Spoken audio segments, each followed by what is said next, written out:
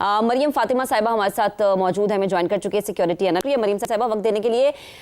Sydney में जो वाकया हुआ, हमने देखा कि ऑस्ट्रेलिया के अगर माजी को हम थोड़ा सा खंगाल लें तो हमें ये तारीख में ऐसा वाकया नहीं मिलता जो कि हो गया, और उस पर हमें भी बहुत ज़्यादा अफसोस है। अब सवाल ये है कि आने वाले वक्त में सिक्योरिटी के लिहाज से क्या क्या चैलेंजेस होंगे जिनका सामना करना पड़ सकता है, और क्या मुस्तकबिल में खुदा ना खास्ता अल्लाह ना करे ऐसे हमलों की तवक्को हम भारत की तरफ से रख सकते हैं, क्योंकि भारत रुकने और टिकने वाला तो नहीं है। जी, thank you for having me on your show. आपने बहुत अहम बात की तरफ निशानदेही की कि जो सस्पेक्ट था उसका ताल्लुक भारत से निकला,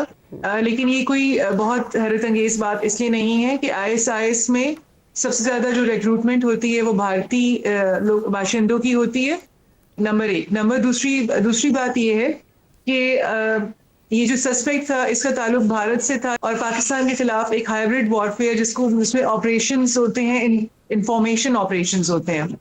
और इन्फ्लुएंस ऑपरेशंस होते हैं। तो उसने कोशिश की कि उस बंदे के नाम को लिंक करें विद पाकिस्तान, और जो एक इंफॉर्मेशन कॉन्फ्लिक्ट का थिएटर होता है या इंफॉर्मेशन लैंडस्केप होता है, उसको ऑब्फस्केट करे या ब्लर करे, ताकि पाकिस्तान जो है वो डिफेंस ही देता रहे और बताता रहे और सफाइयां देता रहे कि पाकिस्तान का इन्वॉल्वमेंट या उसके किसी शहरी की इन्वॉल्वमेंट नहीं थी इस वाक़े में। इसके पीछे मकसद ये होता है कि ताकि इंडिया जो है वो अपने स्ट्रेटेजिक इंटरेस्ट को सेफगार्ड करे उस स्ट्रेटेजिक प्लानिंग के तहत जिसमें वो ऑपरेशंस करता है इंफॉर्मेशन के तहत। और ये पहला ऑपरेशन नहीं है। EU डिसइंफो लैब ने 2020 में एक रिपोर्ट दी थी कि 15 ईयर्स के जो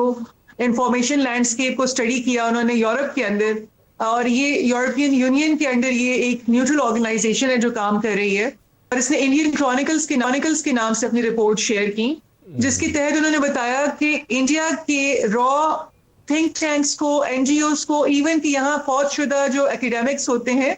उनको भी इस्तेमाल करते हैं, उनकी शिनाख्त को, ताकि वो अपना एक बयानिया, पाकिस्तान के मुखालिफ बयानिया वो बनाता रहे और प्रमोट करता रहे, और यहाँ तक कि UN और EU जैसे प्लेटफॉर्म्स के ऊपर भी उन प्रोफेसर्स के नामों से वो अपना बयानिया जो है वो फॉरवर्ड करता रहता है। और इसमें मैं एक प्रोफेसर साहब का नाम लूंगी जो अमेरिकन थे, उनका नाम था टॉम बी सून, और उनका एक और प्रोफेसर का नाम है, उनका डॉक्टर लुई नाम है, और ये 2006 में या 2005 में बिल तरतीब फौत हो चुके हैं। और इनकी फौत होने के बावजूद रीसेंट टाइम्स तक रॉ जो है वो इनकी शिनाख्त और आइडेंटिटी के थ्रू जो है मुसलसल जो है वो पब्लिकेशंस कर रही थी और इनके नाम से जो है मवाद शाया कर रही थी। और इसी तरह कुछ डेड NGOs हैं और थिंक टैंक्स हैं, उनको भी, उनके फोरम से भी इंडिया जो है मुसलसल जो है